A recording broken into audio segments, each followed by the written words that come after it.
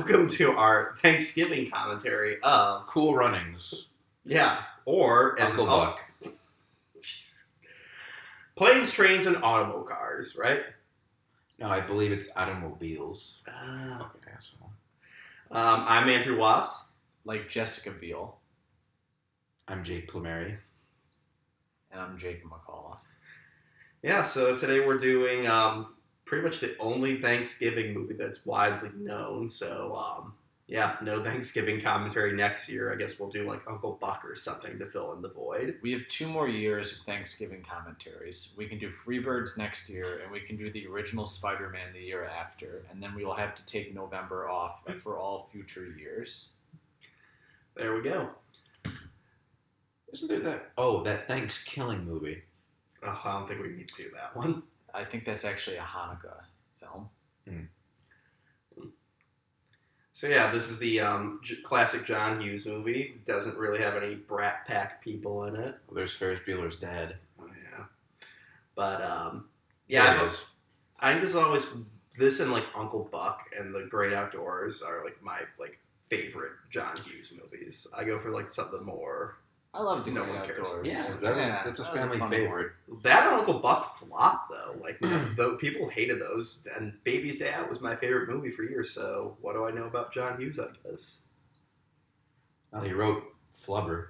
Oh God, yeah. That was another favorite. Yeah. I just cared about the movies he didn't care that much about. Yeah.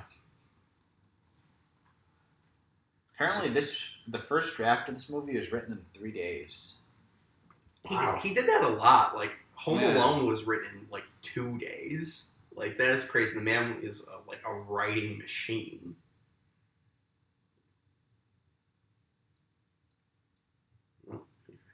So here's Steve Martin, our main character, talking.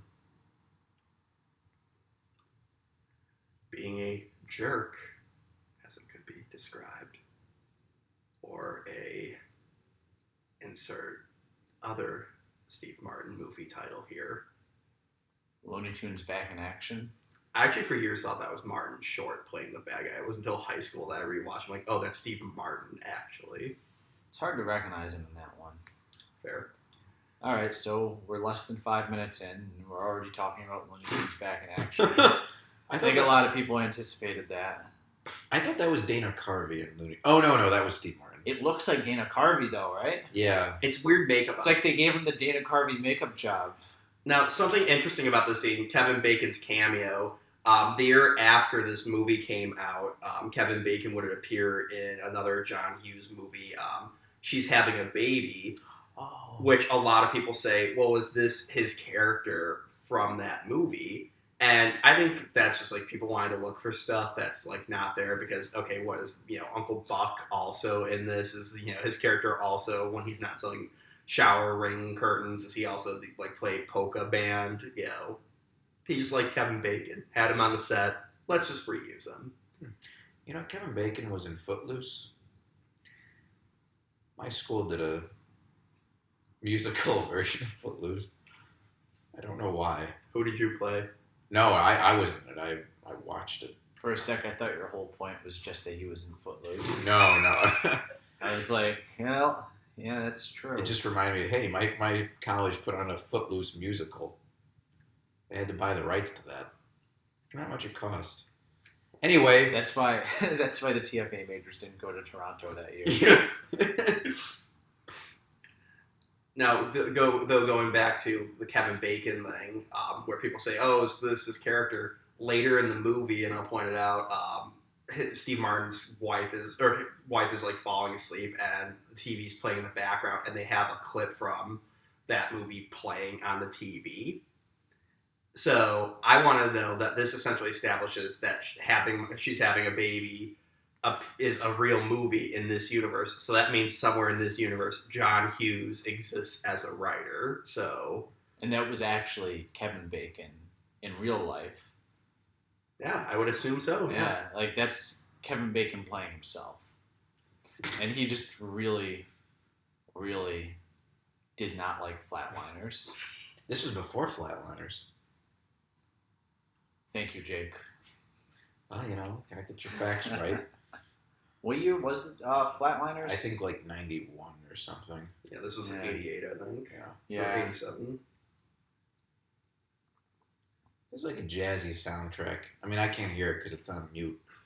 But I know From Helen what I Keller remember. fills. very 80s. So I Yeah, did during like that I did a period. little research before this because I just wanted to find some trivia, and I ended up on the Wikipedia page. And you know how they always have the production subsection? Yeah. I go there and I'm like, well, what interesting factoids can I find in the production subsection? And this was it. All it said was most filming was done in New York, and a scene that takes place in St. Louis was filmed at Lambert International Airport in Michigan. So St. Louis. And that was it. That's all they had for trivia for this movie. There you go. Hmm. Yeah. Anytime I'm flying for the holidays, and I will be flying upcoming for Thanksgiving, I'm planning to edit this on my flight home. So if the plane crashes, I guess we'll never get to hear this. But I always just think of like this happening to me, just me being delayed, and like a series of just horrible fuck ups, and meeting a beloved comedian happening to me along the way. So I guess it would balance out. Though if I met John Candy now, I'd freak out since he's been dead for like 25 years. It's a conspiracy. He's actually alive. He's been fucking with us this whole time. Hey, Wass, look down. No, with me. My fly's undone.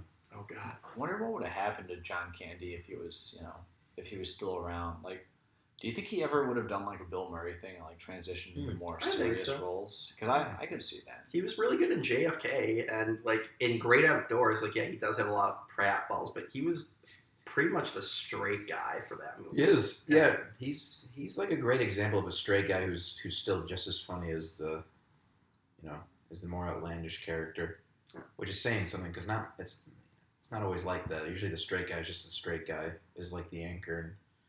But Yeah, Steve Martin's very funny in this, but I wouldn't say he's like the funniest part. Like, yeah, in Great Outdoors, Danny Aykroyd's great, but it's John Candy's movie still, definitively. There's definitely a straight man delineation here. That joke. Just really hammer it in.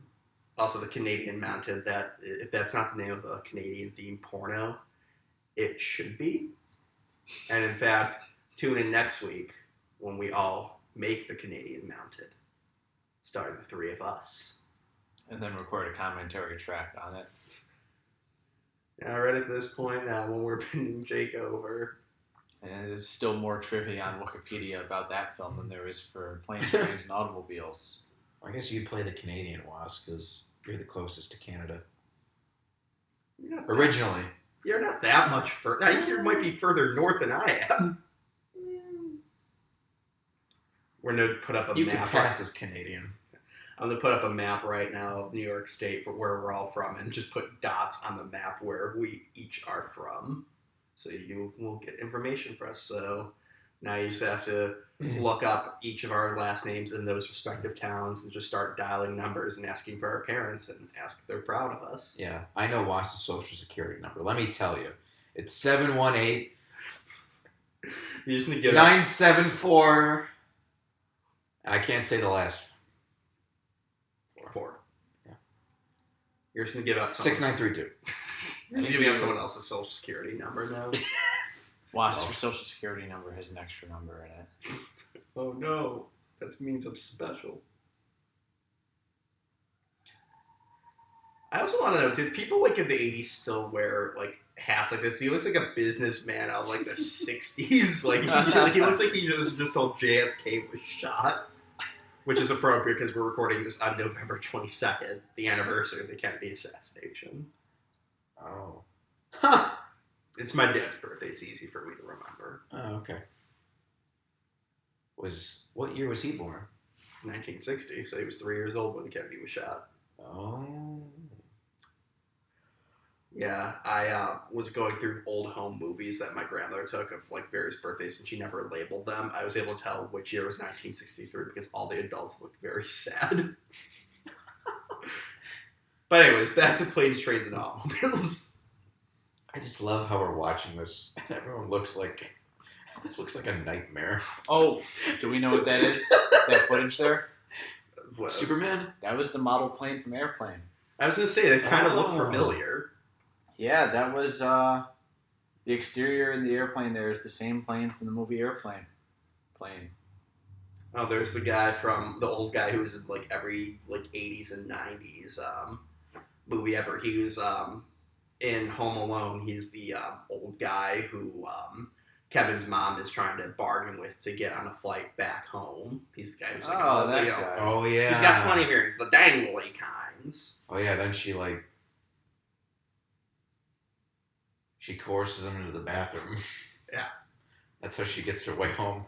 So, like, do we explain what the problem we're having with our version of the movie right now? How, like, it all looks like it's oversaturated and grainy because there's, like, a connection problem with our portable DVD player. The Wi-Fi. Yeah, it But looks like it kind of makes it look like it's, like we're watching, like, the PlayStation 1 adaptation and they include, like, cutscenes in really poor quality on the disc that you watch in between the levels. Just like super compressed and grainy and the colors are all off. it's the only way to watch Bugs Life. I don't own the DVD. I just play the game every few months. It's Toy Story 2 had like half the scenes from the movie in the game. Well, that was like an incentive to buy those games. Like I remember, like holy shit, I get to watch Bugs Life clips. You know, It's months weird before the though, movie like, comes out. at least with like Toy Story 2, it's like temp audio. So if you play that game, it's the audio, but it's like temp audio where some of the voices are off, or it's different takes, or they even like the music's different in certain scenes. I never realized that. Yeah. Now, originally there was a scene in between here that, if you watch this on TV, it's usually included to like bump it up to be the prerequisite time slot where Steve Martin's trying to have his dinner and like Is that the Home Alone house? no, it's like a block away, but I always thought it was. Continue. But like he's trying to eat his meal, and like the woman behind him throws her hair over the seat, and she has comedically long hair that just splashes down to his food. So just Steve Martin doesn't get to eat. There's another deleted scene that I read about that has never been edited into the movie, but apparently is featured in the trailer, showing John Candy in the bathroom of the first motel that he and Steve Martin are staying in. In the scene, he does, among other things, an impression of Elvis Presley in which he sings into his hairbrush. You know, I think they should put it in because that would mean we would get more John Candy. I agree. I'd like to see that scene. I don't know if it's on the DVDs or anything like that, but I'm always fascinated by deleted scenes like that appear in the marketing material, but don't appear in the movie just because it's sort of like a contextless look and do like more of the movie. You know? Yeah. You think John Hughes would allow that? I mean, he's dead now, so Allow what? us to watch it. He won't because he's dead. R.I.P. You know who else is dead? John Candy. JFK. Oh, that too. A lot of J's are dead from the connected to this movie. Oh, wait. He just flew out wait. JFK. We're about to miss Ben Stein. I like how it says destination nowhere. I read The Final Days recently, about the end of the Nixon administration, and like Ben Stein is, obviously it's it's nonfiction, but Ben Stein is like a supporting player at the end of that, and it's such like a weird juxtaposition for me where it's like Ben Stein, the speechwriter who's involved with the fall of the Nixon presidency, and I'm like, oh yeah, and he was in Planes, Trains, and Automobiles, and Ferris Bueller's Day Off, and Son of the Mask. And the original Mask, right?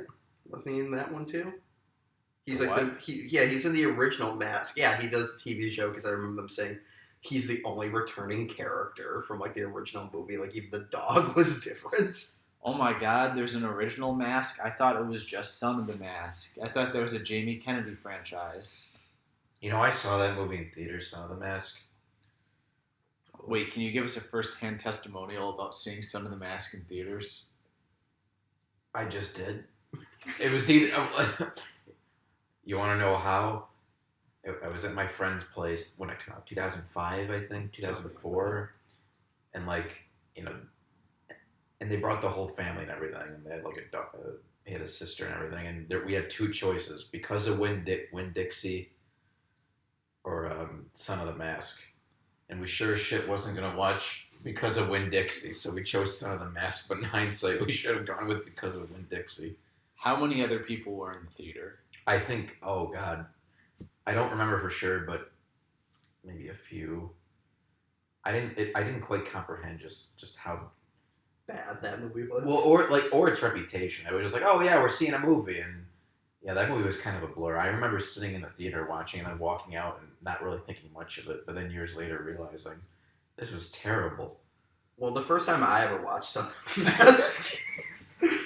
I was Go on. I had like a horrible stomach flu, and I stayed up all night because I couldn't sleep, and I was just like laying in my family's living room watching Cartoon Network. Like it went from Adult Swim into Cartoon Network, and that was like they were playing that at like 5 a.m. and I'm like, I don't know what's worse, the stomach flu or this movie.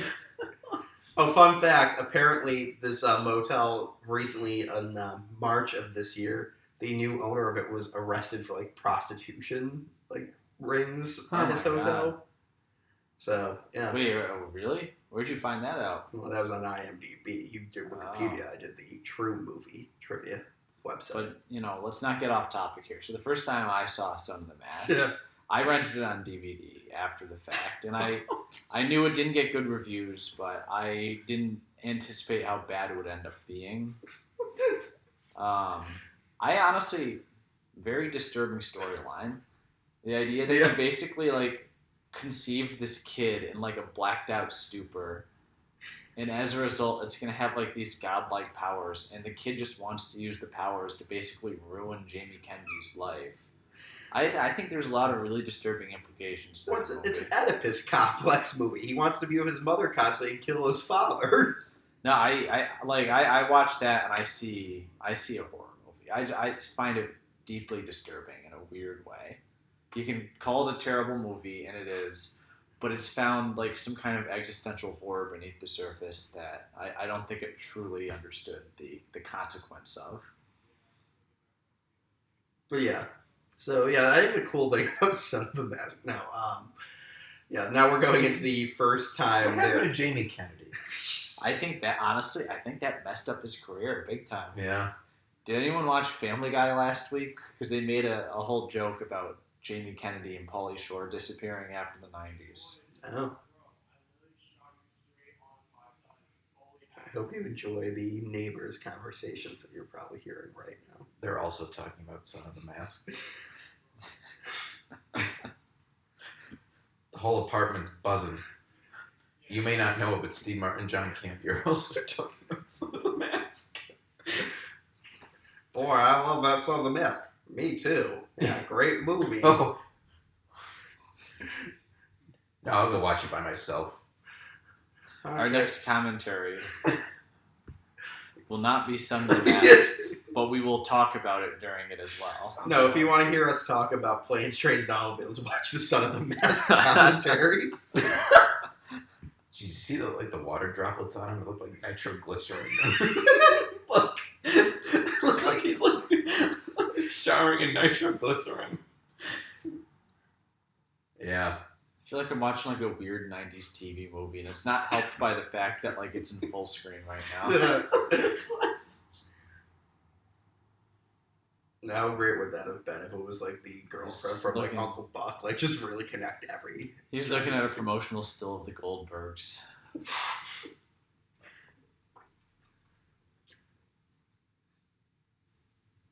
I mean, really think of how disturbing this picture is. I thought we were talking about Son of the Mask again. Do you mean the image quality or the actual, what the people watching the commentary would be seeing? Look at this. It reminds me of like compressed video you would see on like a PS1 game or like the Sega CD when they would have those like those. What were those games called? Where full motion video. The FMV games. Yeah. Where like they would have to compress the video to fit it on there. That's what it looks like right now. I'm going to take a few pictures and put them on screen so you guys can see what we're seeing. Yeah, we are not providing any context to what we're talking about. to anybody listening to this. This is right the now. world's worst audio commentary. No, it's a very insightful commentary. It's just not if you're listening to it in the format you're supposed to be listening to it in. If you listen to it in the incorrect way, it's very interesting. Look at this. We're 15 minutes in, and all we've done is talk about how shitty the movie looks for us in Son of the Mask. I think we should still keep doing that. It's only 90 We're minutes. gonna alter the instructions at the beginning and be like, to properly sync up, press play now, and then damage your your HDMI cord, and watch on a TV from the year 2003. Yeah, don't worry. Come 2020, we're going to be updating the equipment here, so we're not going to sound like garbage. The movies will still look like garbage for us because we're not updating that, but we'll sound a little bit nicer. The movies will still be garbage. No, I'm kidding. We watched some very good movies. Yeah, so we got to start doing like some shitty movies. So, yeah, let's do Son of the Mask next, guys. Oh, God, should we? Let's do Jingle All the Way 2, starring Larry the No. Cable Guy. We're doing Jingle All the Way, right? I think we should. Yeah, so be on the lookout for our Christmas episode with Jingle All the Way, where we'll just be doing impressions of Arnold Schwarzenegger doing his commentary for what was the movie he did where he was just describing. Total Recall. Yeah. We'll just be describing what's happening as Arnold. Well, I'll be doing Sinbad impressions. I don't know about you guys. This is a sick world we're living in. But let's save that for that. Yeah, this is the scene where When like, no one wants to do a Harvey Korman impression with Jingle All the Way. No Phil Hartman. what, just a gunshot? Jesus Christ. Oh, I'm sorry to offend everyone back in 1997. Jacob, why are you drinking more? Thank you for increasing my presidential ambitions in the future.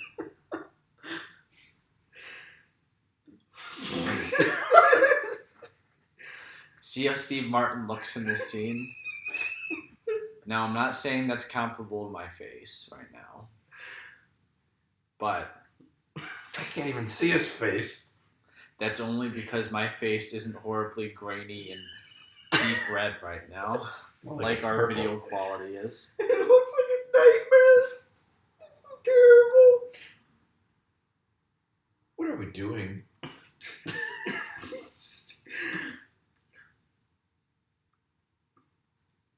You know, I have to say, Steve Martin, you know, as he may complain about this, he didn't need to go with a stranger to a hotel. He probably shouldn't have gone to a hotel with a stranger. Should have just toughed it out at the airport. Should He have only worn said pants boys. when they slept in the same bed. To be fair, I don't think he assumed he was in knee pajamas. So I think this was supposed to be a one-day trip. So that's where he, like, later in the movie says, I've been wearing the same underwear for, like, 4 days. Like, I don't think he ever intended to change. Fair. Meanwhile, John Candy is a vagabond and lives out of that comically large steamer trunk from, like, the 1930s. Like, I expect, like, Bob Hope and, like, Bing Crosby to, like, be carrying the next scene on, like, the next On the Road movie. What if the twist was, like, he killed his wife? And she's in the trunk. My wife likes me. No, really, that's what she tells me every day in the suitcase. That's what happens after the final scene of the movie, is they find out that he was the murderer. Yeah. It just turns into, like, a Norman Batesian, prequel. And Steve Martin could get pissed off like no one's business. Yeah, it's funny. He's really good at getting pissed off, but he's also very good at doing the opposite, playing like a clueless buffoon, like in The Jerk or something like that. Really, you know, I think it's just a testament to his acting range. I think my favorite, him getting pissed off, because it just shows how far gone his character is in the first Father of the Bride movie when he's going grocery shopping and he's like sickened by how much the wedding's costing. And he's going buying hot dogs and hot dog buns. And he does the age-old, why there are 8 hot dogs but 10 hot dog buns. So he just starts opening up hot dog bun rolls packs and taking out 2 extra. But he's buying multiple of it, so it doesn't make any sense, but shows how crazy he is. And he's just like screaming at some like poor clerk how it's a conspiracy against him. And it like ends. It doesn't end with your typical like, oh ha ha, he leaves and everything. It ends very realistically of him being arrested for being a crazy person. Does that happen? I haven't seen that movie in years. Yeah, that movie is hilarious just because how much of a lunatic he is in it. Like, he tries saving money by wearing his, like, tuxedo from his prom from, like, the 70s with the ruffles. He's like, it's gonna look great, guys. Because, like, Macaulay Culkin's younger brother's also in it. Oh, He's got, like, 10 of them. Yeah, I think it's the one that's actually acting and stuff, Rory Culkin. Oh, Rory Culkin. Is he the one that was in Signs? I believe so. Yes.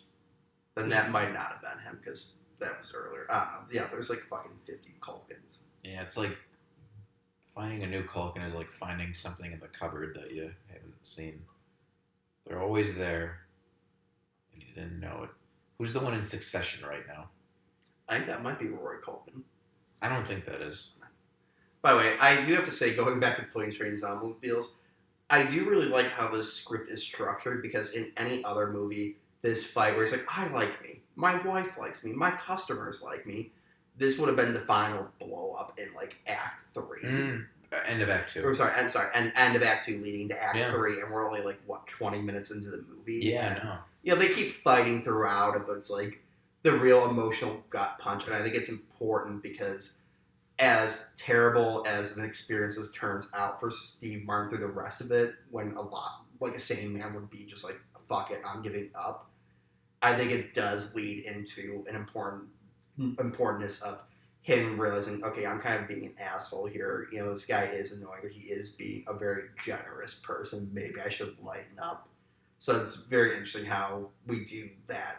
What would be standard in another movie to be towards the end, very early on, to just justify the rest of the movie happening. Well, it's a more complex relationship.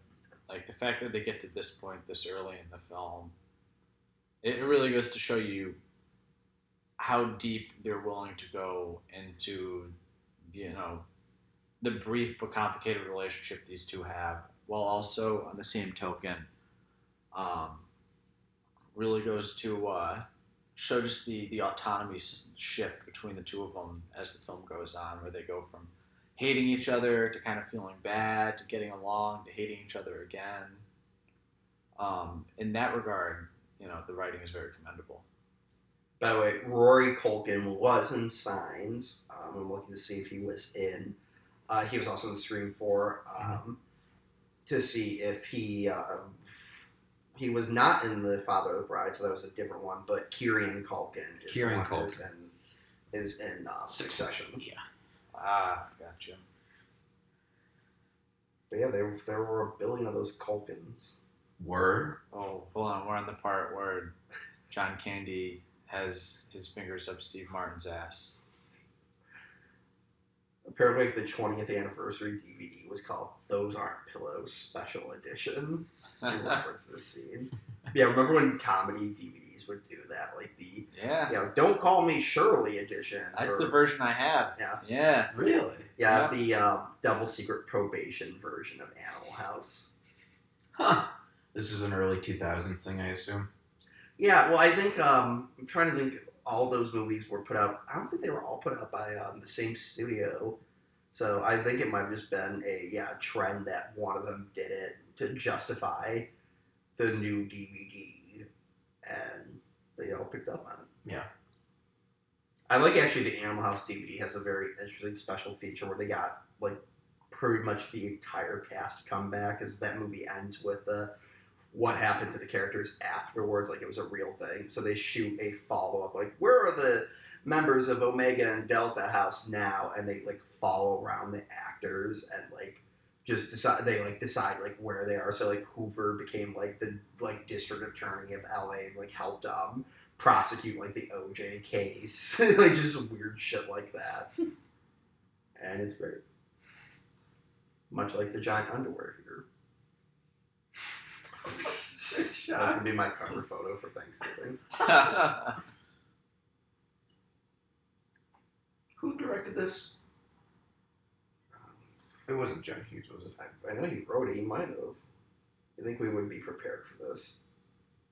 I brought a whole list of other trivia, and I did not look that up. Yeah, we didn't look up when the movie came out, who directed it. We know more about Son of the Mask than we know about this movie. Oh, it was directed by John Hughes. Oh, okay. Shit. Now, another really good John Hughes movie with John Candy in the lead is Nobody. I said Nobody's Fool. I don't know why. Good movie, though. Yeah, Only the Lonely. He didn't direct it. He wrote it, but it stars John Candy, Ali Sheedley, and Maureen O'Hara. Yeah, it was her like first movie in like decades, and it was like one of her last movies. And it's like a loose remake of Marty, the Ernest Borgnine movie from the 50s. Mm-hmm.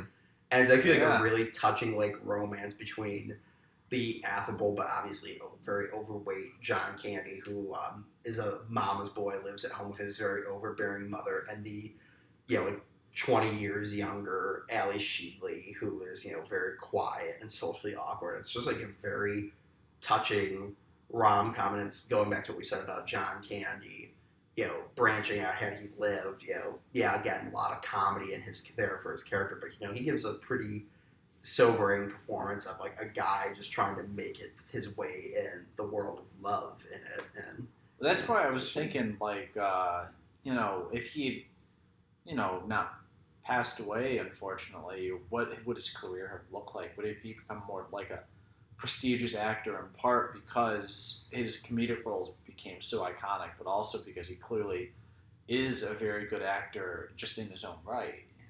I think you hit spot on. I never thought of it that he would have been a Bill Murray type, actor, that he would be in these quirky movies that still allow comedy, but then have a lot of drama. So I'm just imagining him being in Monuments Man instead of John Goodman now. Oh wow. Well, yeah. I mean, I just think about you think about actors or directors that bring actors like that in, like comedic actors who do serious roles, and I think he certainly, as he got older, would have been brought along for projects like that. Would have been in Good Will Hunting instead of Robin Williams. You think that's funny, Chief? My wife's dead, Chief.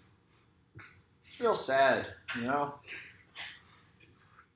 There wasn't a John Hughes script that never got made called, I might be getting the title wrong, Oil and Vinegar or something like that, and it was supposed to be with Matthew Broderick and Molly Ringwald. So I think it was something like a road trip movie with the two of them, and I think they said like it was like the best thing he'd written. Really? Yeah, or something like that. It was later recast with Robin Williams and made into the movie Flubber. By the way, the first on-screen performance of Dylan Baker. Is it the first? Yeah. Okay, so I have to clarify.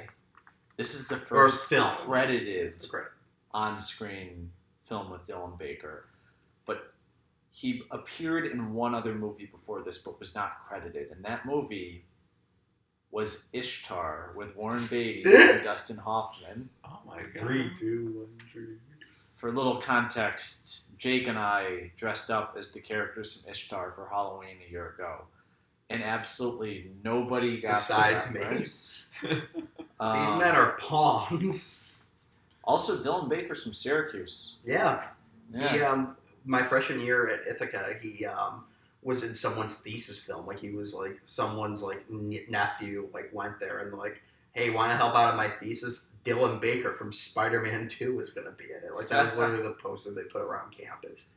But it is funny because, I don't know him from too many things. The only things I can name him off the top of my head are the Spider-Man movies, Trick or Treat, and Road to Perdition. And in all those movies, he plays like white-collared, very fastidious, upper middle class too, and Road to Perdition being like a high-power, like mob, accountant. So it's very weird seeing him play like a dirtbag redneck in this. Oh yeah, no, I remember he guest starred in an episode of Monk, and he played like a very snobby, uppity theater critic. That sort of became his bread and butter. We were sort of more upper class type characters. Well, so much it was funny. Yeah, Well, much like William H. Macy prior to Shameless, he has a very waspy, look to him that he could play. You feel like there could have been a world where he played William H. Macy's character in Pleasantville, and I think he could have done that well. I agree. He was also in Let's Go to Prison. Oh, yeah.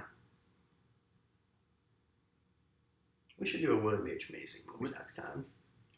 Jurassic Park 3. Yes. Air Force One. I'm always down for Jurassic Park 3. Yeah, we'll be out. We'll be done with it in 45 minutes. I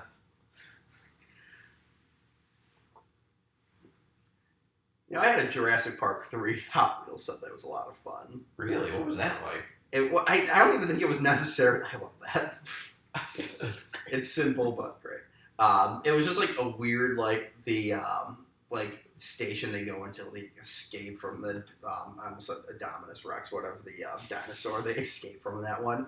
The Spinosaurus. The Spinosaurus. And it was just a long track where you launched a vehicle that doesn't exist in the movie down. It had a loop, and then it could crash through a brick wall. It's very clearly just a Hot Wheels set that they put a Jurassic Park logo on. No, are you kidding me? That's a recreation of my favorite scene in Jurassic Park 3 when Sam Neill and William H. Macy get in the race car and go over a loop-de-loop to escape the Spinosaurus. Exactly. You want to do what, Dr. Grant? All I'm going to say is, you're probably not getting out of this car alive. And when they find the car, Alan Grant's walking the other direction, just hear William H. Macy go, Dr. Grant, I want to take a look at this. What is it? It's a Hot Wheels car. Get in. Still would have been better than Lost World or than Jurassic World Part 2. Oh, fallen animal. Yeah, retread of Lost World. Jurassic Park 3, that's a fun movie. Yeah. It's a very solid, B movie. Really great direction. Yeah, I do like it better than Jurassic World 2. That's not a joke. I think it is a better movie. No, I think out of all the sequels, probably objectively Jurassic World is the best one, but I'll take Jurassic Park 3, and I'll take those Alexander Payne characters over any of them in Jurassic World. At least they feel real. At least we forget The Lost World as well. Oh, I know that. I'm just comparing because we're talking about Jurassic Park 3, but of course. I know. It felt wrong to leave The Lost World sitting on the bench there. Oh no, that's my favorite. That is by far the best sequel, as we all know, and my favorite. Now this does bring up a point about Planes, Trains, and Automobiles, the movie we are watching, that no airline, car rental, or train comedy wanted to be portrayed in it, so they had to make up their own. So for this, they had to buy a decommissioned train, get it up and running, and paint it to look like a working train, and they had just to create tons of different company logos and uniforms for any time they're dealing with anyone officially, because Amtrak doesn't want to be portrayed as stranding people in the middle of fucking nowhere. Oh, I did hear about that, actually. I had to go and create the whole train and everything. Yeah, well, it was the same thing with the car rental. They actually, in that scene where, he goes to find his car, they actually had to rent 250 plus cars, fill up an empty parking lot, and then create, for the scene, which is, gotta be the most F-bombs, in, the span of, a minute long. AKA the best moment in cinema history, just create, the logo, because no one wanted to be portrayed. I can't imagine Hertz or Amtrak or, United wanting to be portrayed in these movies. God forbid Amtrak is portrayed poorly and inefficient. Yeah, I would have seen that scene if it was Amtrak, and I'd be like, overall, not a bad ride.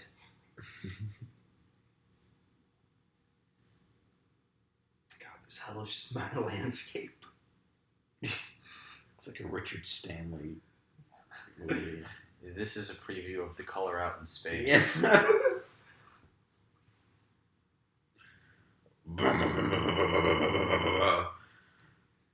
That's the music I hear in my head. The color. So, the color. So the movie's called Planes, Trains, and Automobiles. they are in a regular car for a chunk of the movie. So should this movie be called Planes, Train, Buses, and Automobiles? Can you class a bus and an automobile in a different class? The bus ride was more successful because they're very happy for the couple that's getting some hair. So they opted not to include that in the title. When I was a little kid watching this movie, when the guy like lifts up his face, he has like a very weird patchy mustache. Like the middle part's missing. I always thought the joke was he was kissing her so hard that like he burned off part of his mustache. That's why I never grew a mustache. Didn't want to ruin it with the ladies that I never had in high school or early adulthood. So back to Son of the Mask.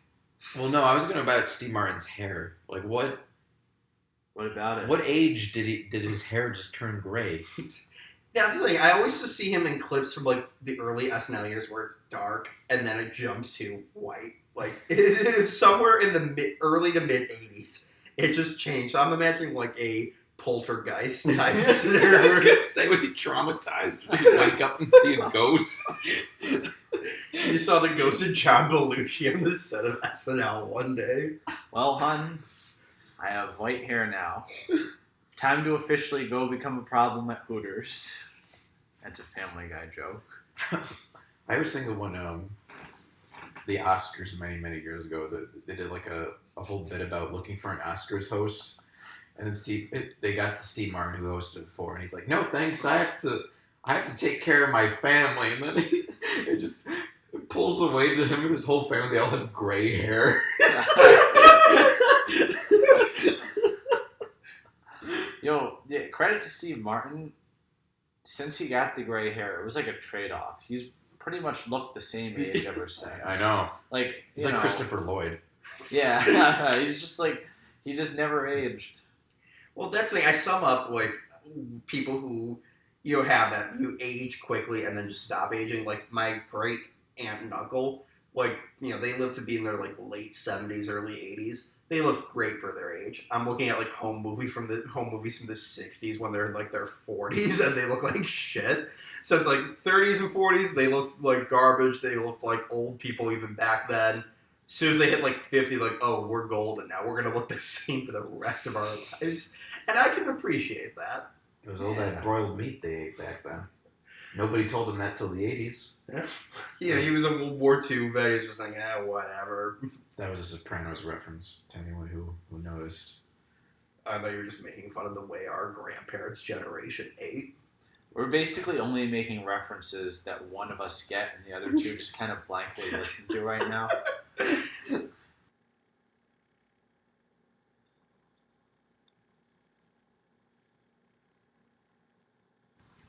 When this came out, 86, 87. Okay.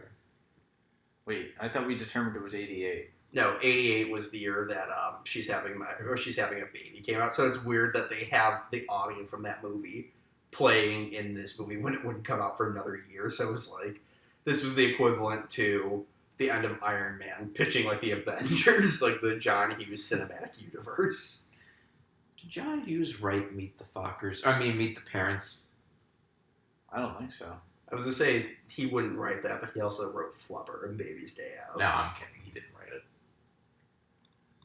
It's like he really like disappeared. Like I guess when you write that many successful movies, like in the 80s and 90s, in the 80s, that you could just kind of retire early. Because I can't really think of too much shit he did after Home Alone 3. That's the most recent movie I can think he did. He did pass away. Yeah, like 5 years. In between, was he sick or? I don't know. Yeah, he died young too. I remember when Home Alone 3 came out, but when that came out, like 96. No, that came out like 97. 99. I'd say 90, maybe 98. I don't know. Jesus. I remember seeing ads for it though. And I'm looking at his IMDb, like the last 10 years, it's just been characters based on or story based on.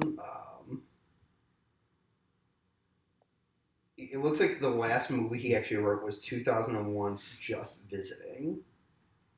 Huh. Oh wow. Who's that with? Home Alone 3, by the way, came out in 1997. Okay. Okay.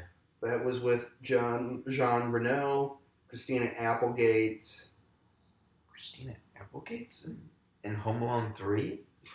No, that was Scarlett Johansson. Oh! You're talking Oh about. yeah, she's Just the waited. teenage She's a sister. sister. Yeah. The only famous person in that movie. I can't think of a single other act. Also, for years, I thought the one henchman who I will put up on the screen right now from Home Alone 3 was David Schwimmer from. Oh, he does kind of look Yeah. like David Schwimmer. I know what you're talking about. And that was the thing. I didn't know who Friends was at the time, so I'd seen that movie. I loved it. I had it on VHS. That was like my favorite movie for a long time, showing that kids have no taste in movies. And then just like as I got older and started watching Friends, I'm like, oh yeah, he was in Home Alone 3, and it wasn't until years later that I'm like, oh no, that wasn't him. What if it was? No, I want to dispute the whole there was no other famous actors in that movie line you just gave us because, Alex D. Linz, he was Max Keebler. Keebler? Max Keebler's new groove, big move. Max There you Keebler. go, big move. Big move. That was Max Keebler's Big Cookie. Wait, what? I'm sorry, can you repeat that? Because you say Keebler, like the elves, instead of Keeble, like the actual movie, you fucking Philistine. Alright, well, when you put it that way, it seems less insane, but only slightly. It's Max Keebler's big move. Oh, that guy who played the dad from Smart House, Kevin Kellner, was the dad in that. Yeah, Scarlett Johansson's like listed 15 credits down. I think she pays IMDb to bury that. She's in North, isn't she? Yeah, that was, I think, her first movie. Yeah, she's like a little kid in that movie. Yeah. Oh, I love this. Just him. I think he really relished being in this movie. Much like Jamie Kennedy, for a brief moment there, really relished being in Son of the Mask. I think Jimmy Kennedy had a better experience on that than Steve Martin did with this movie. I mean, this looks pretty fucking cold right now. Again, looking like he's upset because he just found out JFK had been assassinated. I was about to ask where they filmed this, and I remembered, oh yeah, the one piece of trivia on Wikipedia was where it was filmed.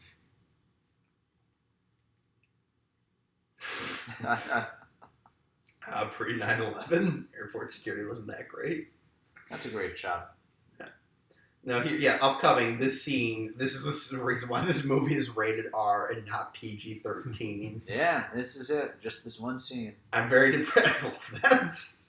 Please, if small children are in the room while you're listening to this, do nothing, as you probably have the movie on mute already. Though we've said the F-bomb probably like 15 times now. Mostly me. I'm sorry. Kids, get out of the room. You don't want to see the secretary from Ferris Bueller get yelled at.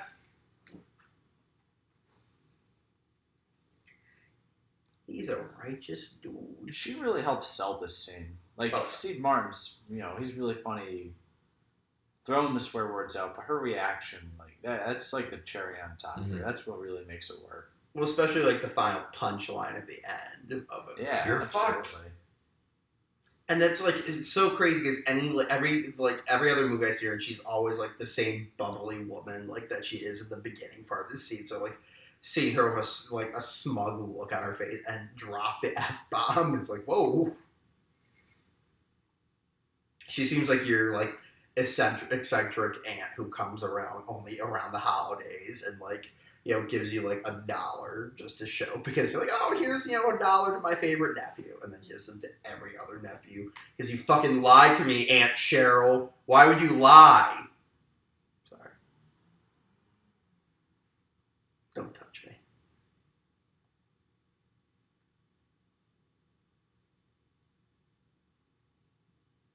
Even with the audio off, this is still a funny scene.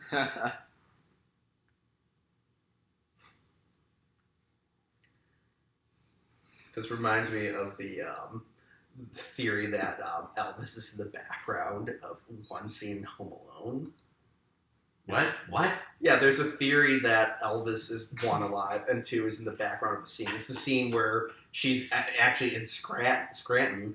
The mom is trying to like get like a car, get a plane rider, and it's when she meets John Candy's character, and supposedly Elvis is in the background. And like for 15 minutes of the Home Alone commentary, Chris Columbus and Macaulay Culkin talk about like that. He's like, Macaulay Culkin's like, wait, really? The people think that's Elvis? He's like, wait, tell me, which one, who is it? And like he points out, he's like, that doesn't look like Elvis at all. Really? He's like, yeah, people call me every now and then asking me to do interviews and asking if I knew if it was Elvis or not. So poor Chris Columbus, he's in the middle of like making Harry Potter 2 and like is getting hounded by nut jobs. Elvis just snuck onto the set that day, and like no one really noticed. Finally, some guy was like, "Hey, Bill, is that Elvis? Looks a lot like him." And Elvis realized the gig was up. He had to get off the set of Planes, Trains, and Home Alone. Yeah.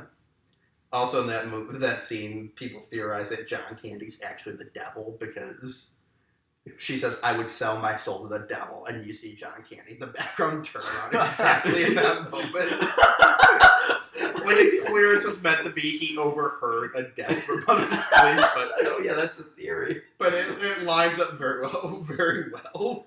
She gets in his car and he just drives her to hell. Well, they're like, the devil is known to play the pipe, or the fife, or like whatever, and like, he's playing a clarinet, which is kind of the same thing, but kind of not. That's hilarious. Also, we just talked over Steve Martin getting grabbed by the testicles. Yeah. And that is when I achieved my first erection when I watched this movie. That was when his hair turned white. He dyed it for, roles before this, but went like it. It's kind of like when Oscar Bluth went bald in Arrested Development. He's like, why is it not coming back? Steve Martin thought the same thing. He had dyed it white, and it just never went back after that scene. He did it for a Halloween costume. We should all be Steve Martin for Halloween. Just get white hair. It'd be the easiest costume ever. Just Steve Martin from different movies. So like Father of the Bride. Yeah. And Strays Almost Cheaper by the Dozen too. I was gonna say Billy Lynn's Halftime Walk. Okay. I gotta throw this out there about Cheaper by the Dozen. The fact that they made only 2 and they never made a third movie called Cheaper by the Dozen 3, A Baker's Dozen, is an absolute baffling fact and a travesty. Like, literally, I'm pretty sure their names are the Bakers because it's a pun. Like, that's why they named them the Bakers. And it's like, you got 2 movies. It's right there, that title. That's all you need. Go make the movie. Well, we should also watch the other classic movie about a million kids in a family, Yours, Mine, and Ours. Oh, Dennis Quaid? Yeah. Well, I was going to say we should watch the Henry Fonda, Lucille Ball version, but yeah, sure, why not the Nickelodeon movie version? It's funny that he's in that, because I'm sitting there, I'm like, if they made it Cheaper by the Dozen 3, he would be like the co-star, because he had like, Eugene Levy was the co-star in the second one, and it's like, alright, you're kind of going for that like, actor that has like a sort of specific appeal but is like broad enough that families could still appreciate him. It's like, who would you go for next? Would it be like a Dennis Quaid? That's what I was thinking. Yeah. Like who would be the competing dad in Cheaper by the Dozen 3? Well, that's like this. If you do a Cheaper by the Dozen 3 now, like it's not nearly as interesting as like a guy like ranging from Tom Welling in his 40s to like his kids in like their mid to late 20s. Not nearly as chaotic. But I kind of want to see that. Tom Welling just coming back, fucking from the Arrowverse. Yeah. What if it was like the Bakers? They like were sad because all their kids moved out from home, and now they're just like adopting a bunch of kids. They have another dozen. It's like Steve Martin and Bonnie Hunt just adopt like a dozen more kids. Oh god. Or there's an accident and like 6 of them die, so it's cheaper by the half dozen, and it's just like a sobering drama about them burying half their children. Jesus Christ. It's like, what's that movie called? White Rabbit? with Aaron Eckhart and they lose their son in the car accident. Oh, you mean the movie that Aaron Eckhart went to like a parental grievance council and like just used that as the basis for that movie? Oh. Oh yeah, he like went to like just a grieving parents thing, like undercover, and just like took parents' stories and used them to sharpen his acting skills. It's because they're like one of the douchiest things ever. Hmm. Now, fun fact about this upcoming scene. I always thought driving home, I lived just outside of Buffalo. I'm like, wow, this highway stretch, looks very familiar. This has got to be, shot here. But I'm like, as I got older, I'm like, no, it's just a stretch of the highway in the Northeast. But no, this is actually, I'm looking it up now to make sure I get the route number correct. U.S. Highway 219, which runs between Buffalo and Springville, which I used to take a lot growing up. So, yes, this actually was correctly pictured by 10-year-old me as that stretch of highway. So I applaud my young mind for recognizing that. So yeah, this was an unopened stretch of highway at the time, so they could do these scenes of them driving on the wrong side of the highway over and over again without having to close anything down. Yeah, I think they said at the time it was like 2 to 3 miles long, so they would just do a take, turn around, go back, and do it again. Yeah, with John Candy at the wheel. This was him just driving with Steve Martin. They just let him rip. John's like, all right, John, just go. God, this looks like we cut the scene with you singing with the hairbrush before in the bathroom, but you make this work. Once we get to the part when they turn to skeletons, you gotta take a picture and use that as a thumbnail for the commentary. And what's with John Hughes movies with characters turning into skeletons? Is that Home Alone 2? Yeah. That'll be next Christmas when we do the Home Alone movies. That was the good ones. That was when he was in like his full auteur phase and no one could question him. He just really loved people turning into skeletons. Well, I just love on the Red Letter Media video where Macaulay Culkin and them talk about Home Alone 4 and they're talking about how silly that one was compared to the original ones. And like one of them said, well, they did have a scene where Daniel Stern turns into a fucking skeleton. That's like the most surreal video to me. They're like Macaulay Culkin sitting there watching the fourth Home Alone movie without him. What I do like how, like, again, the continuity, because by that point, who cares? The kid's actually younger than him. There's like less he's sibling. younger. He's younger in the fourth movie than he is in the second movie. And there's less kids as well, so I like their theory that, they had a few more Home Alone instances and they just lost the original Kevin somewhere. They're like, fuck it, we'll adopt a new kid and name him Kevin. He's like when your kid's pet dies, you can just like Kevin too. I always thought that just the other siblings died and that's why the parents split up. And it caused Kevin to revert to like a childlike state, which is like why he's much less mature in that movie than in the first and second. And why all of a sudden Daniel Stern like shrinks in size and turns into French Stewart. It's very weird because he physically at least looks much more like Harry than he does Marv. Yeah.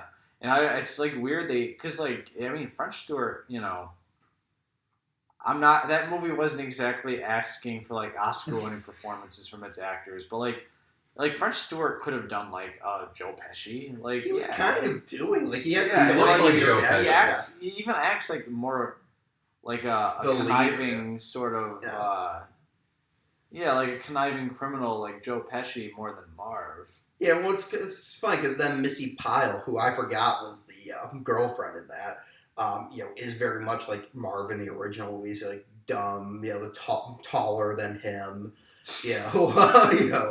Maybe not actually taller. They just might have had French Stewart's like hunch over. But yeah, like it was very weird. They decided like I feel like they got fucked up when they were writing it, and they couldn't remember what characters were played by who. So like, oh yeah, this is Joe Pesci's character. Which one was he? Yeah, I think he was Marv. Yeah, sure, why not? They forgot to check the first movie before they wrote the entire film.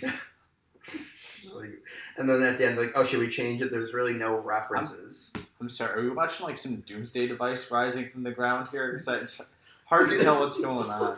I was just like, I'm watching because the color's all messed up, and it's like it would look like there was like some like weapon rising from the ground or something. Oh dear Lord! This is why we only get like 20 views on each video. We put in so much time and effort, and you dedicated viewers. This is great, but come on, tell all of your friends to watch us, please. What if they don't have friends? That's insensitive. Why are you assuming these people have friends? You're right. You're watching this on Thanksgiving Day. It's not big for your family. What if they don't have family? Oh shit. Well, then stop watching because you clearly can't recommend this to anybody. And go ahead. We already got your view. Yeah. I don't care if you watch it only for 2 minutes, as long as we get the view.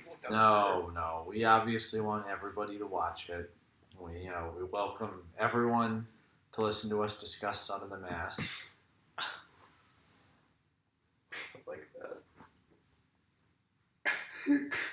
I just love these two people. I want a spin-off movie.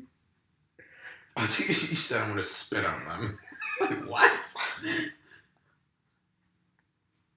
Alright, here's another weird trivia fact. Jeri Ryan was cast in this movie but cut from the final film. Who's that? She was on Star Trek Voyager. You take a picture with I'm them. doing it. Jesus Christ. That's just nightmarish. That's great. Did you get it? Holy shit. Oh, God. It's terrifying seeing it, freeze frame. Yeah, that's what I wanted. And that picture will now be up on screen for 5 minutes. Perfect. Skinny John Candy skeleton. Oh. Well, I guess, technically. That's what he is now. Now, fun John Candy fact. Just showing how much of a stand-up guy he was. When he died, the LAPD shut down the 405, which was the route he was going on, like from wherever his funeral was to the cemetery he was being buried at. And like the family didn't request, no one requested. Just they knew about it and they decided we're going to do this because John Candy was such a nice guy and did a lot of like charitable work for the LAPD. Oh. So you have John Lovitz, and none of them knew about it. John Lovitz was actually the last in the procession because he hated him. No, he was the last in the procession. He's like, no, see, there's no traffic on the 405 as they're getting off the off ramp. He just sees a few cops like lifting the barricade away, and like they confirm it. So he's like, that's how they found out. Like no one knew, but they're just like, he's such a nice guy. We're gonna shut down the 405, and that's such a nice sentiment. But considering the fact I take the 405 like every day, I can safely say I would fucking despise John Candy after that. If it's like, I can't go to work today. My commute is now twice as long. You know what? Fuck John Candy. I hate Watkins East. That sounds like a joke about something that would happen to a John Candy character in one of his movies. And he would watch it from heaven or something. Well, what's going on? You mean they all like me? Burn all my copies of Camp Candy on Betamax. Oh, God. Yeah, I love that era of TV, that era where, like, comedians who were kind of family-friendly, but not specifically family-friendly, were given TV shows. Like, remember Rick Moranis' cartoon where he, like, not even just a character, like, it's just Rick Moranis becomes a teacher at, like, a high school full of monsters. Wait, what was this? I can't remember what it was called, but, like, he becomes... I didn't know Rick Moranis had, like, a cartoon. Yeah, it was like, well, that was like all these cartoons lasted one season because they weren't good. But like, he's like a teacher at like a school where like it's a bunch of like movie monsters. Oh, apparently this is a reference to Blues Brothers when with a sign saying the mile marker to Chicago. For some reason, slightly off from when they say we got 102 miles to Chicago, but they decide to have a reference to it.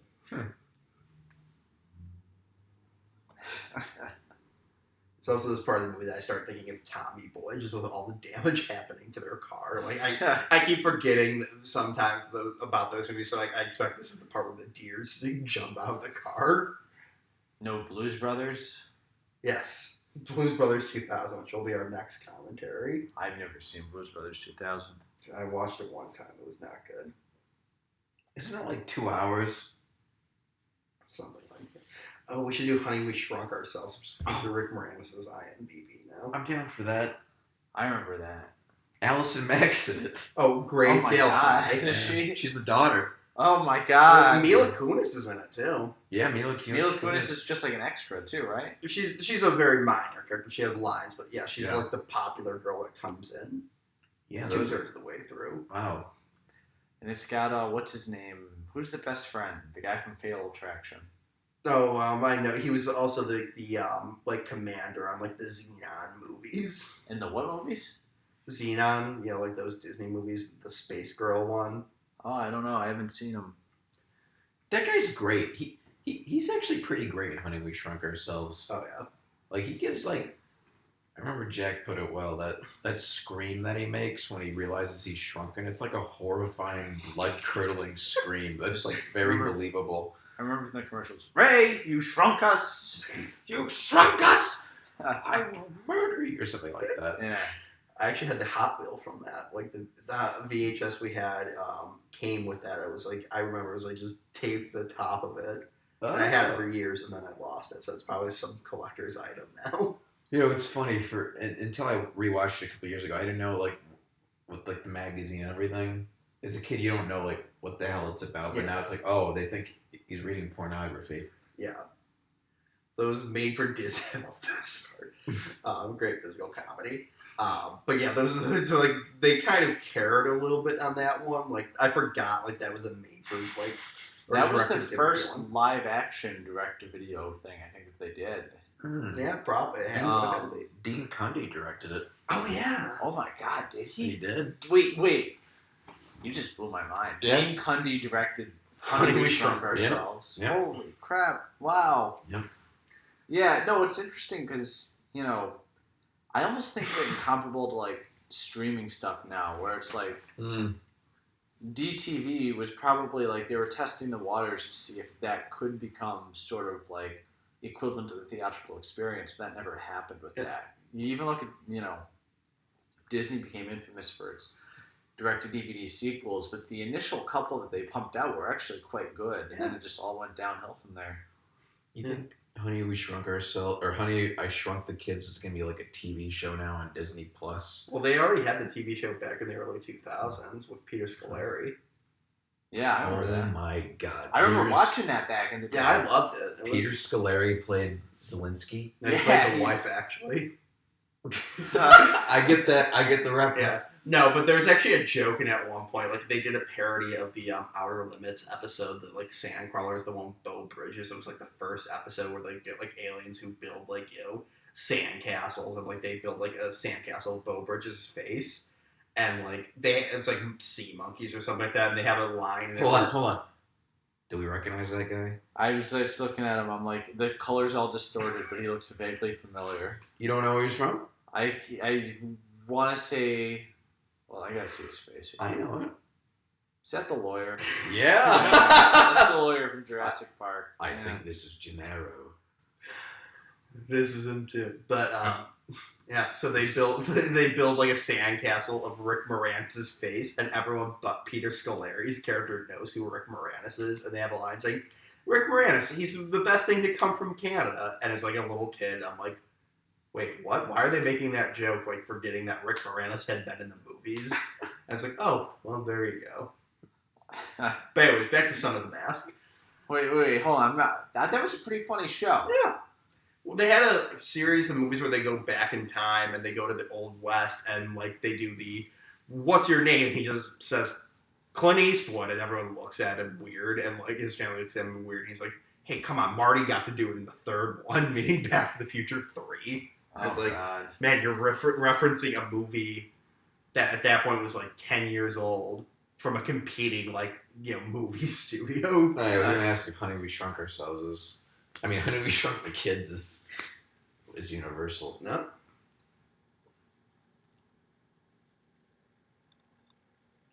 Just like in a few years, this guy was going to get ripped apart by a T-Rex. John Candy. Oh my God. That's my euphemism for a heart attack in Mexico. Oh. Got a lot jokes to cut out. No, this is fine. This is clean.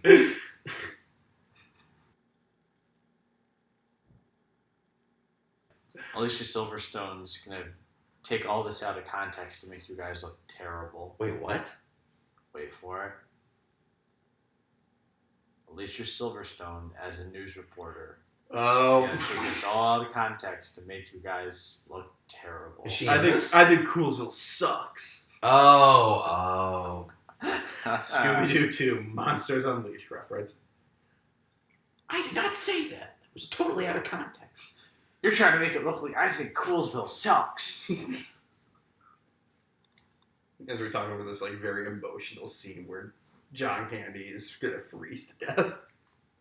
What if he did it? It's just Mark like- that's like The Shining. Yeah, I was just saying. Oh, God. John Candy. Just imagine that photo at the end of The Shining, so swimming in a John Candy, just as the skeleton from the earlier thing. And we'll still say, wow, he's so likable. It's gonna be a photo. Yeah, it's gonna be like the Overlook photo, and John Candy will be in front, like that. That's literally Doing what I the- just said. Yeah.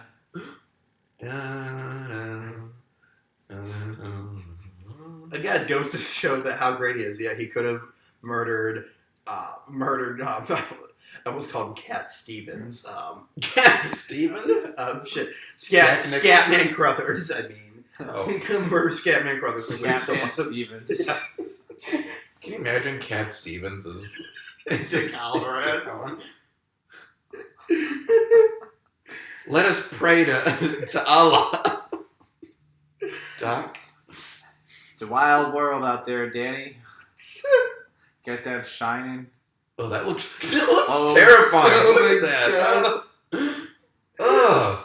Oh, so very young to be chased by the ghosts from room 217. Look, at least I referenced Cat Stevens songs. I don't know anything about him, really. I can't even think of one fucking song. Shine on, you can't keep it in, Danny. AKA the diarrhea song. He's like Islamic now, isn't he? What, Didn't what he does convert that, to Islam? what does that matter to you? No, I was. Am I thinking about the right guy? Yeah, no, his Oh. name's Yusuf Islam now. But he, Oh, yeah. really? No wonder Yeah. why when I Google him, nothing comes up now. No, he changed his name to Yusuf Islam.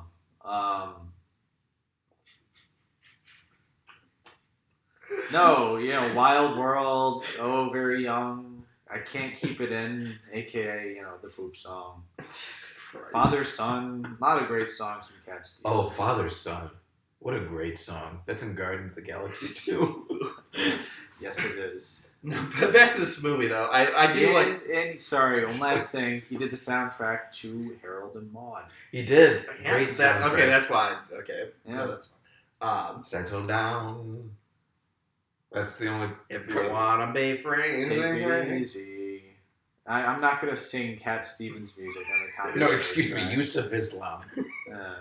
I'm not Soundtrack by. They got doing any singing on this commentary track. We gotta go back in Harold and Maude and change. Look at how intense he looked there. What?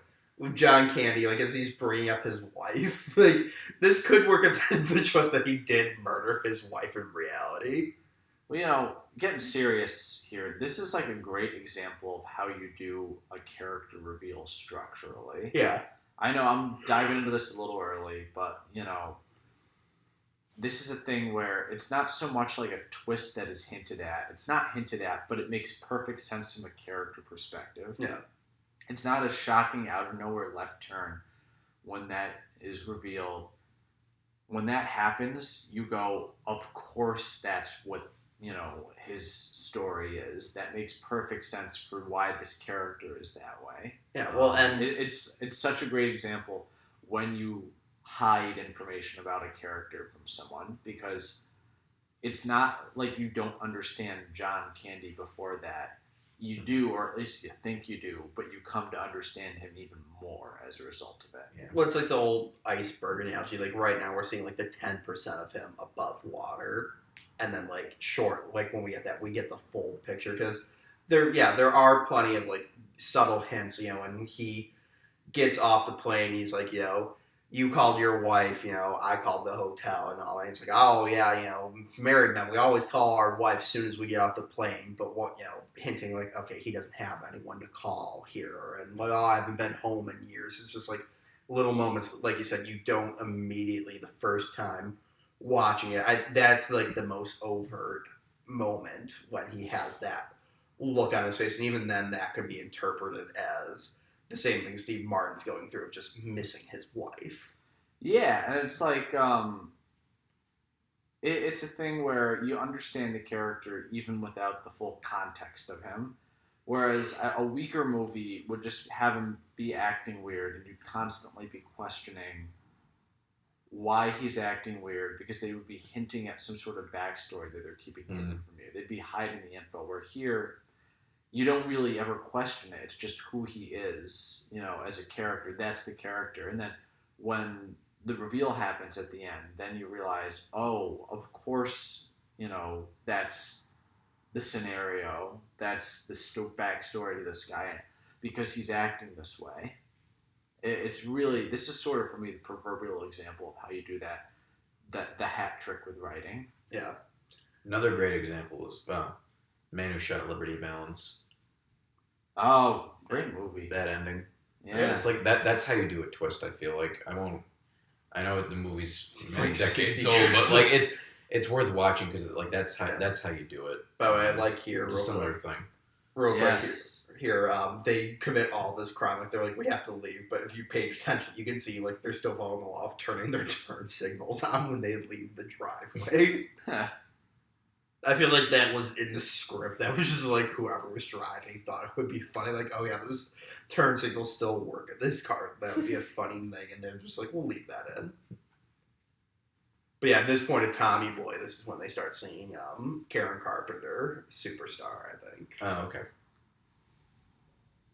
What the hell does Keont OWBC mean? Yeah, that's at the top of the screen. Again, we're going to get better audio equipment. Still going to have a crappy TV from 03 and a portable DVD player to watch. For a second, that you were saying better audio equipment, like for the TV, and it was like, we're gonna still have to mute it though, right? Oh no, I sank $2,000 into this. And ignore the police sirens outside. They're not coming to find me yet. They haven't found the dead bodies yet, I think. God help me if they have. Well, there's like 1/4 of Spinal Tap. It's hard to tell because I can't see his face. Is it They're having a Shearer? really bad Is it reaction Michael? right now.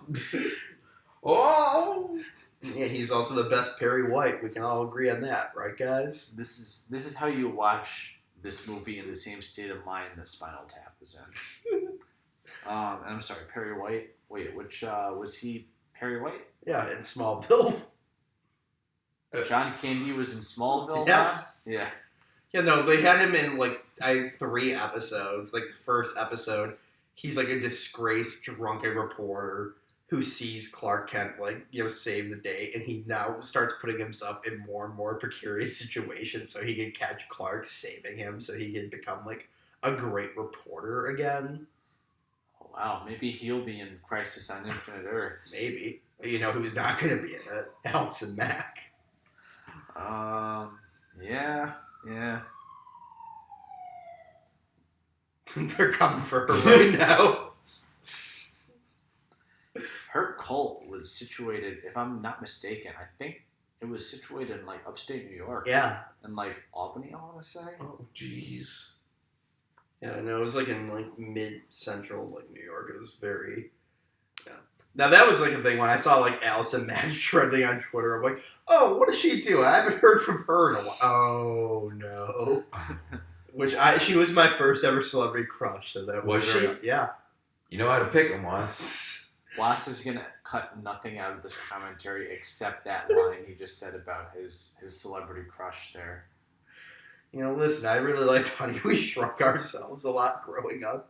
Oh, yeah, that would be it. Yeah, I'm trying to think what mine was. No, I didn't start like because I'm a little bit younger than they are. You know, I don't actually. It was Michelle Trachtenberg in Inspector Gadget. That was one of mine too. What else was Michelle Trachtenberg in? Harriet the Spy. Oh my god. No, she was in Eurotrip. You're right. Yeah. Eurotrip. Maybe, I don't know. She was also an Ice Princess. Remember that movie? Buffy the Vampire Slayer. Yeah, she's Buffy's sister. That's what I was. The Eurotrip. That's what I was thinking. I keep also getting her confused for the girl in Snow Day. Wait, are you sure that's not? No, that's not her. That was like when Michelle Trachtenberg got too old. Like, get us a quirky redheaded girl. Stat. So you get us the budget Michelle Trachtenberg. Oh, you're right. Okay. All of our money's going to John Schneider and Chevy Chase and Chris Elliott. Oh God. That should be our that next movie came commentary.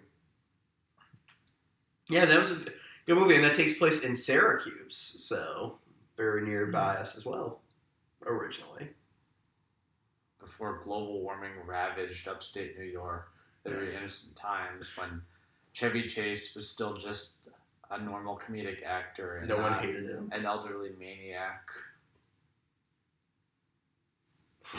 Let's keep talking about Chevy Chase now, as we're getting to the emotional. This movie really does fly by, though. It's like, what, 92 minutes? Yeah. And we also did pass by a interesting moment I just thought about again.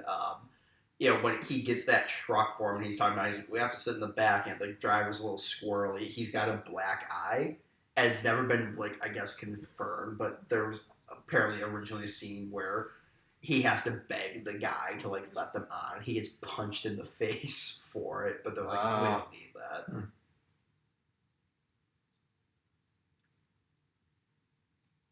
What's that sound? Is that the portable DVD player or the TV? Thanks. Both is the answer. Whatever it is, I suspect it's not the movie. Is my heart breaking at this scene? Yeah.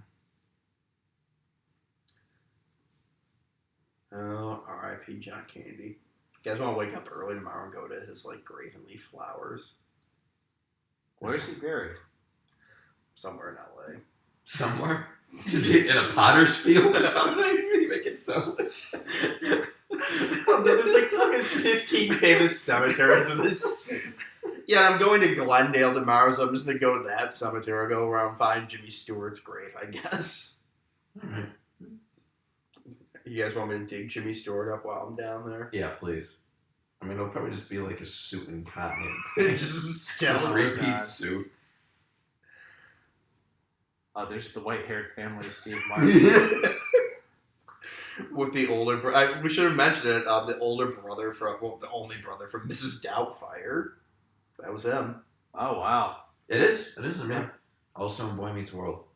What was the name of the... They should have gotten what's her The name from Lawrence Matilda to be in it. She would have been like 3 years old. Maddie What's Wilson. her name? But- Mara Mara. See, now this makes it look Mara like... Wilson. It's Mara Wilson. It looks like he's like sexually thinking about John Candy instead of his wife. You just don't see like the massive erection he is hiding. Yeah, if you just cut out him laughing and like interspliced it with like the wife, it would just make it look like he's choosing John Candy over her. Here's where the reveal comes. He finally puts the truth together and then goes, oh, wow, that's a shame. And he keeps going home. That was the It just ends with still like him with his family intercutting the junk and getting like food out of a vending machine. He's like, explaining, he's like, I thought about it and I don't think his wife was alive. It's like, what about Bob when they think Bill Murray committed suicide? Like, well, let's not let that get us down. Yeah. That is a good movie. I don't care what people say. I really liked What About Bob. I like that movie, but my God, I've never watched a movie more times in high school than that fucking movie. They always played that God in every subject: history class, science class, English. On the way to fucking DC, I don't know. Did all the teachers just have What About Bob when they traded amongst each other? I don't know. It started by the fourth time it got really fucking old and I got really sick of it. First time I was like, this is pretty good. But then, so you would be against us doing that for the commentary? yeah, I might. We're going to do it for the commentary, but we have to watch it 10 times. We're going to do 10 separate commentaries on it. I haven't watched it in like 9 years, but like I've watched it enough in my life. Christ. Well, we just talked over the most emotional moment of the movie. That's a recurring theme with these commentaries. Jake was very inconvenienced when he had to watch What About Bob more than once. Yeah, that's a recurring theme with these commentaries. We spent 1/3 of the movie commentary talking about the movie, then 2/3 making offensive jokes and talking about literally anything else. But yeah, no, this does look a lot like the Home Alone house. It's just like it's about a third the size though. And it's like 1 block away. This is very similar to the scene in Some of the Mask where Loki is outside, and they're outside here, and it really reminds me of that movie. Oh look, it's the family we've never seen before. Oh look, she's got a new husband already. I thought you were dead. You haven't called in 3 days. John Candy thought that Steve Martin's wife was also dead, and thought they were gonna bond over that. And he got here and was like, "What? Oh God, who the fuck is this?" Now I will say this is like a good thing because it's like, even though they have not shared any screen time together, even they're in separate shots. They might not have been on set together. They did do a good job making you feel that he loved her and vice versa, that you feel that this is a very nice moment. Oh yeah. Well, it works because it feels like they're accepting him into the family, and that's where the emotion comes from. Well, I just meant even with Steve Martin that they shared. This is the first time in the entire movie they're on. No, I know what you're saying, but it's like the acting sells that. But ultimately, the reason the scene works is because it's not just about reuniting with the wife; it's about bringing him into the family. Yeah, that's why it works so well.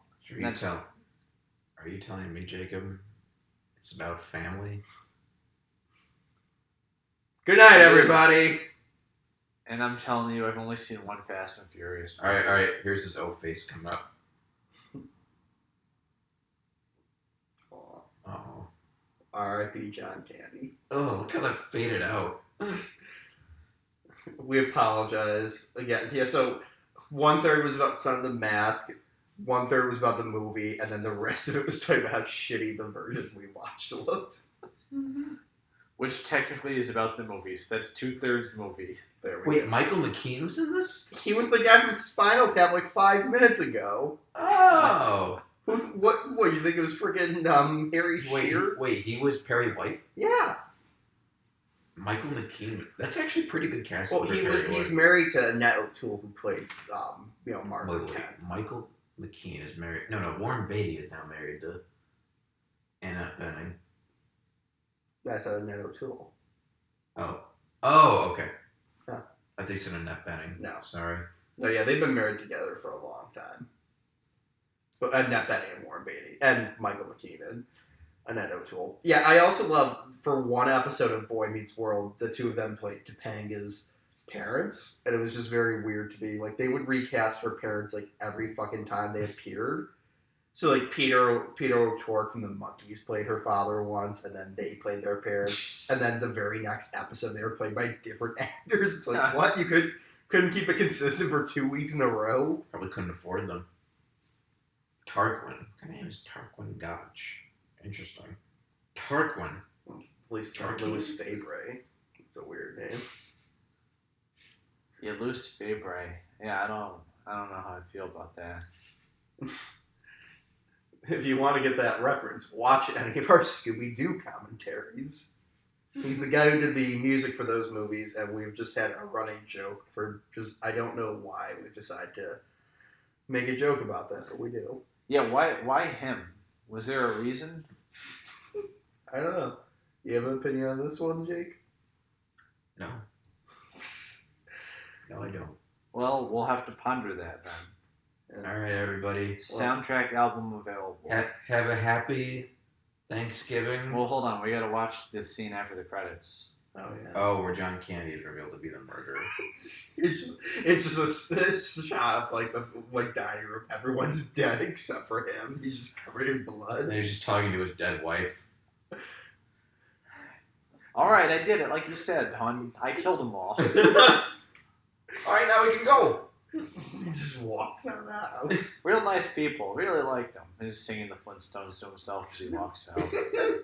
Flintstones, meet the Flintstones. I just murdered a suburban family.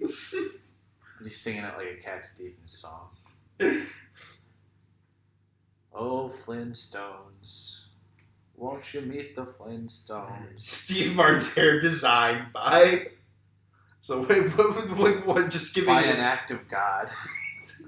just like a boring white guy haircut, and then Yeah, they just gave him a haircut. That's it. It should just said his barber. Joe the barber. Boring, literal white guy haircut.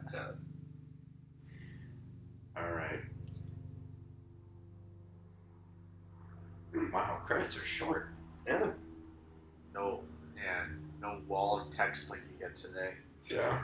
There's just for some reason like a couple dozen special effects technicians Yeah. still listed. It's like, where was special effects? No 55 CGI artists with this one. 55, more like 555.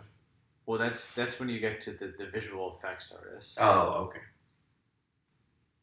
Special thanks to Neil Page, Oh, well, now we're at the cast of characters after the special thanks. Del Griffith, Susan Page, State Trooper, Taxi Racer, Owen, Joy, Marty, Peg. Well, this shows you though how. Well, like, shut the fuck up, I'm reading.